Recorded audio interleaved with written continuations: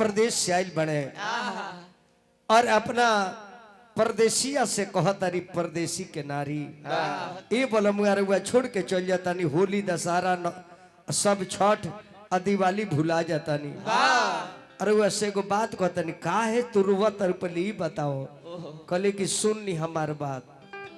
बबुआ घर में जवान बनी देवर होई हाँ कितना दी जवानी के हो बर्दाश्त